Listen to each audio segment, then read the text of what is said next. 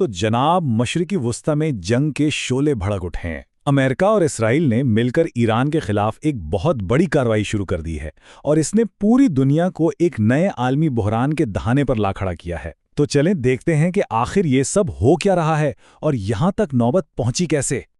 ये अल्फाज आप सोचें सिर्फ एक शख्स के नहीं हैं। ये उन लाखों लोगों के एहसासात हैं जो पलक झपकते ही इस खौफनाक जंग की जद में आ गए।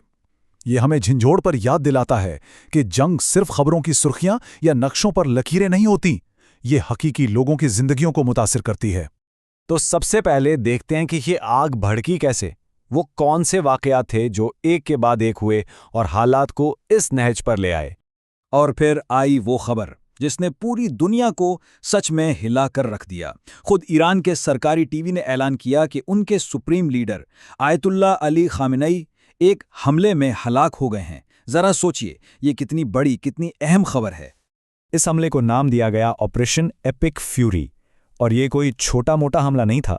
अमरीकी ज़राए के मुताबिक ये एक लंबी, कई दिन चलने वाली कार्रवाई है। इनका हदफ क्या है? ईरान की पूरी मिसाइल इंडस्ट्री को ख़त्म करना। जाहिर है ईरान ने भी चुप नहीं रहना था। उनका जवाब बहुत तेज और बहुत शदीद था। ऑपरेशन ट्रू प्रॉमिस 4, इस नाम से उन्होंने न सिर्फ इसराइल बल्कि पूरे मिडिल ईस्ट में फैले हुए 27 अमेरिकी फौजी अड्डों को मिसाइलों से निशाना बनाया। 27, ये एक बहुत बड़ा नंबर है। और सबसे खतरनाक बात यह हुई कि ये लड़ाई सिर्फ फौजियों और फौजी अड्डों तक नहीं रही। नहीं, इसकी आग आम शहरियों तक पहुंच गई।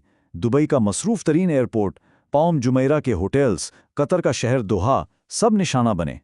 इससे अंदाजा होता है कि यह तनाज़ा कितना फैल चुका है और कितना खतरनाक हो गया है। तो सवाल यह है कि हम यहाँ तक पहुँचे कैसे? क्या ये सब कुछ अचानक हुआ? नहीं, बिल्कुल नहीं। इसके पीछे एक लंबी, तकरीबन 70 साल पुरानी तारीख छुपी है। चलें ज़रा माजी में चलते हैं और देखते हैं कि ये दोस्ती दुश्मनी में कैसे बदली। यकीन करना मुश्किल है, लेकिन एक वक्त था जब ईरान और अमेरिका बहुत करीबी इत्तेहादी थे। फिर आया 1979 का इस्लामी इनकलाब और सब कुछ बदल गया। अमेरिका दोस्त से शैताने बुजुर्ग बन गया। बीच में 2015 में न्यूक्लियर डील से एक उम्मीद की किरण नजर आई थी, लेकिन 2018 में जब अमेरिका इस डील से निकल गया तो वो उम्मीद भी दम तोड़ गई और कशीदगी अपनी इंतहा को पहुंच गई। और फिर ये इस्तिलाह आई एक्सिस ऑफ ईविल, यानी शर का महवर।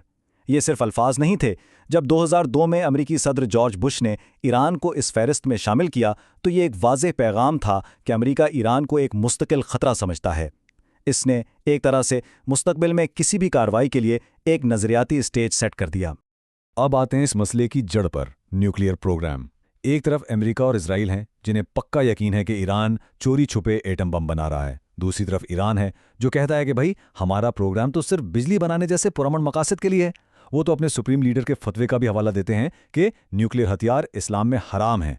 और यही वो बुनियादी बेइतिमादी है जिसकी वजह से कोई भी बातचीत कामयाब नहीं हो पाती। अच्छा, तो ये लड़ाई तो मिडल ईस्ट में हो रही है, लेकिन इसका असर पूरी दुनिया पर क्यों पड़ेगा, आप सोच रहे होंगे। चलें देखते हैं कि इसके असरात हम सब पर कैसे पड़ेंगे। ये एक छोटा सा समंदरी रास्ता है, आबनाए हुर्मज़, लेकिन इसे आलमी मईशत की शहरक समझें। दुनिया का 20% तेल यहीं से गुजरता है और इस पर कंट्रोल किसका है? काफ़ी हद तक ईरान का। तो अगर ईरान इस रास्ते को बंद कर दे तो ये पूरी दुनिया की मईशत का गला घोटने के बराबर है। और इसका पहला असर सीधा हमारी जेब पर। हमले से पहले तेल की कीमत थी $72 फी बैरल। अब माहिरीन कह रहे हैं कि $100 से भी ऊपर जाएगी। इसका सीधा मतलब है महंगा पेट्रोल, महंगी ट्रांसपोर्ट और फिर हर चीज़ महंगी। ये महंगाई की एक लहर है जो पूरी दुनिया में फैलेगी। लेकिन ये सिर्फ पैसों की बात नहीं, ये इंसानों की बात है। सिर्फ हिंदुस्तान के 80 लाख लोग खलीजी ममालिक में काम करते हैं। इसी तरह पाकिस्तान, बांग्लादेश और दूसरे कई ममालिक के लाखों लोग वहाँ हैं। अगर ये जंग फैलती है तो इन करोड़ों लोगों की जिंदगियां खतरे में पड़ जाएंगी। उन्हें वहां से निकालना एक बहुत बहुत बड़ा चैलेंज होगा। तो मुख्तसरन होगा क्या?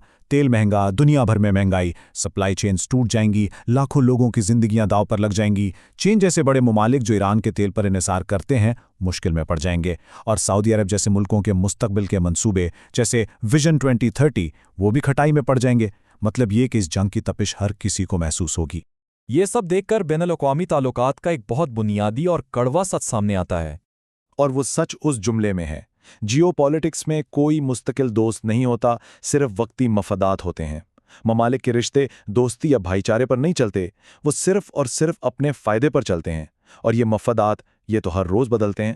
ایران کی کہانی خود اس کی سب سے بڑی مثال ہے۔ کہاں مغرب کا حمایت یافتہ بادشاہ اور کہاں آج کا اسلامی جمہوریہ، کہاں نیوکلیئر ڈیل میں پارٹنر اور کہاں آج حملے کی زد میں۔ یہ ہمیں بار بار یاد دلاتا ہے کہ عالمی سیاست کی شطرنج پر آج کا دوست کل کا دشمن بن سکتا ہے، کچھ بھی ہمیشہ کے لیے نہیں ہوتا۔